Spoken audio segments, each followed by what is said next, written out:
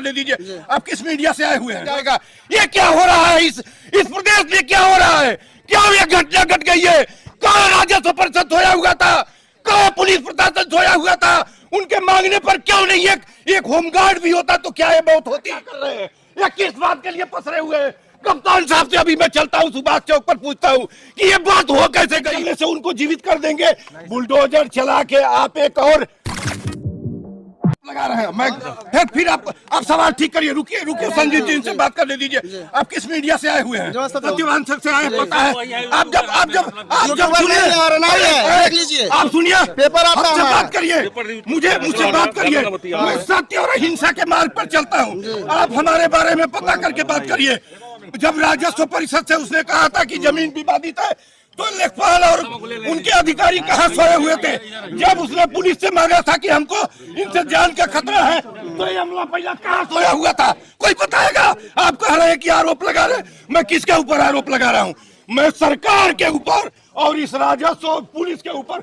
एक घटना न हुई होती आज ये बात होती तो दोषी कौन? केवल उत्तर प्रदेश का राजस्व रेवेन्यू परिषद के लोग और जिस अधिकारी से प्रोसीड किया था कि हमको इनसे भय है सुरक्षा, वो पुलिस का आदमी। जब पुलिस प्रशासन एक सिपाही दे दिया होता तो मित्रों आज दुर्दशा न होती, आज बच्चे मारे न हो जाते। ये गुंडों के पीछे, माफियाओं के पीछे, प्रधान जितने से लेके ये जो सांसद है, इन गुंडों के पीछे ये वर्दीधारी दौड़ते हैं ऐसे जैसे वो कहीं से उनको कोई हरण करके ले आता है।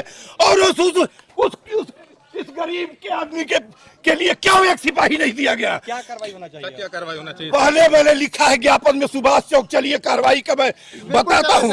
आप चलिए सुभाष चौक पर कार्रवाई, यहाँ मत पूछिए। कार्रवाई ये होना चाहिए कि कूट करिए, पता करिए कि किसके पास उसने सुरक्षा मांगी थी और क्यों नहीं दिया था।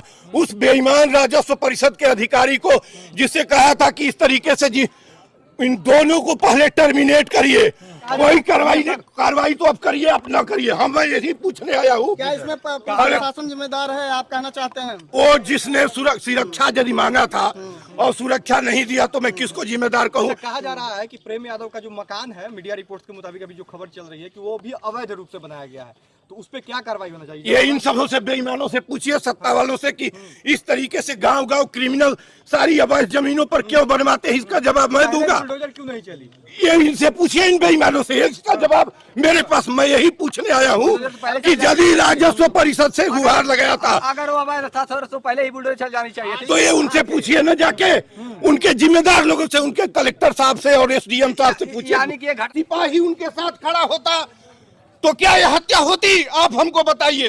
क्या राजस्व परिषद का वो लेखपाल या राजस्व परिषद का अधिकारी ये समय से नाप जोख करा दिया होता तो क्या ये मंजर होता? क्या यहाँ बच्चे मरते? क्या वो भी मारा जाता? वो गुंडा, इसकी जरूरत कैसे आ गई? मैं ये पूछना चाहता हूँ या किसी से भी। और चल रहा हूँ देवरिया के सुभाष चौक पर। मुझे 11 बजे वहां सत्याग्रह करके अभी 2 बजे ऑनरेबल प्राइम मिनिस्टर CM को देना है ज्ञापन, और थ्रू श्रीमान कलेक्टर साहब की ओर से जाएगा और संकल्प जी की ओर से जाएगा, दोनों की तरफ से जाएगा। ये क्या हो रहा है इस प्रदेश में? क्या हो रहा है? क्या ये घटना घट गई है? कहाँ राजस्व परिषद सोया हुआ था? कहाँ पुलिस प्रशासन सोया हुआ था? उनके मांगने पर क्यों नहीं एक होमगार्ड भी होता तो क्या ये बहुत होती? आप हमें बता दीजिए। एक डंडा वाला भी होता तो क्या? और आज इतने लोग यहाँ क्या कर रहे हैं या किस बात के लिए पसरे हुए हैं? कप्तान साहब से अभी मैं चलता हूँ सुभाष चौक पर, पूछता हूँ कि ये बात हो कैसे गई? यदि उसने मांगा था, उस व्यक्ति ने मांगा था कि ये घटना हो सकती है, ये गुंडा है, ये बदमाश है, ये नेता के शक्ल में क्रिमिनल है, तो ये घटना हो कैसे गई? आपको बताइए। राजस्व परिषद कहाँ सोया हुआ था? मैं किससे पूछूं कि राजस्व परिषद? अभी मैं चलता हूँ सुभाष चौक पर। यहाँ से मुझे जबरदस्ती बुला गया कि आप यहाँ आइए, मैं नहीं आना चाहता था। नमस्कार साथियों, नई सुबह नई खबर। आप देख रहे हैं ब्रह्मोस न्यूज और मैं हूं आपके साथ गिरीश कुमार। यूपी के देवरिया हत्याकांड में बूढ़े बाबा ने किया खुलासा। सुल्तानपुर डॉक्टर हत्याकांड में भी इसी तरह की लापरवाही। बूढ़े बाबा ने जो कहा, क्या आपने सुना? बूढ़े बाबा ने प्रशासन पर जो आरोप लगाए, क्या उसको भी आपने सुना? अब आपको बता दें कि बूढ़े बाबा जी ने जो कहा वह 100% सत्य है। इस तरीके के दबंग भूमाफिया उत्तर प्रदेश के हर जिले में, हर ब्लॉक में, ग्राम पंचायत में आपको देखने को मिल जाएंगे। और यह बात किसी से छुपी नहीं है कि उत्तर प्रदेश में रेवेन्यू विभाग और ग्राम पंचायत के प्रधान की मिलीभगत से कितनी ही सरकारी जमीनों का अधिग्रहण किया गया है। हल्का लेखपालों को बतौर यह बात पता होते हुए भी भूमाफिया पर मेहरबान रहते हैं और उसका नतीजा यह होता है कि किसी असहाय गरीब की निर्मम हत्या कर दी जाती है। किसी निर्दोष की हत्या हो जाने के बाद प्रशासन सहज ही पहुंच जाता है और मृतक परिवार को सांत्वना देता है। ऐसा हम नहीं कह रहे।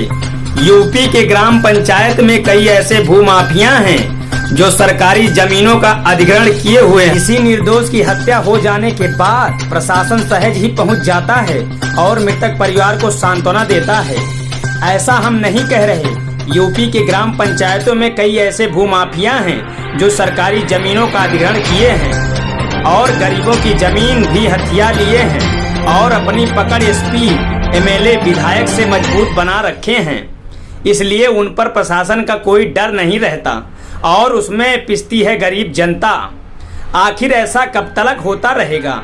आखिर कब तक होती रहेगी भूमाफियाओं द्वारा हत्याएं? कितनी ग्राम पंचायत के प्रधान ही ग्राम पंचायत की जमीनों का करवा रहे अधिग्रहण। सवाल है कि क्या प्रशासन प्रधान पर नहीं कर सकता कार्यवाही या ग्राम प्रधान माफियाओं को दे रखी है खुली छूट? ऐसा ही एक मामला सुल्तानपुर के ब्लॉक कोड़वार में ग्राम पंचायत सरकौड़ा में देखने को मिला है, जहां पर ग्राम पंचायत की खलिहान भूमि पर ग्राम प्रधान द्वारा एएनएम सेंटर बनाया जा रहा है। और ऐसा भी नहीं है कि लेखपाल नहीं थे। लेखपाल और ग्राम पंचायत के माफिया लोगों द्वारा ही यह अधिग्रहण करवाया जा रहा है। इस वीडियो के माध्यम से आप देख सकते हैं कि किस तरीके का अधिग्रहण ग्राम पंचायत सरकौड़ा ग्राम प्रधान सोहन लाल द्वारा करवाया जा रहा है। क्या बिना किसी घटना के घटे सरकौड़ा प्रधान सोहन लाल पर कार्रवाई नहीं होगी? ऐसे ही तमाम पहलू उत्तर प्रदेश में जीता जागता मिसाल है, जिनको राजस्व अधिकारी हल्का लेखपाल पोषित करते रहते हैं।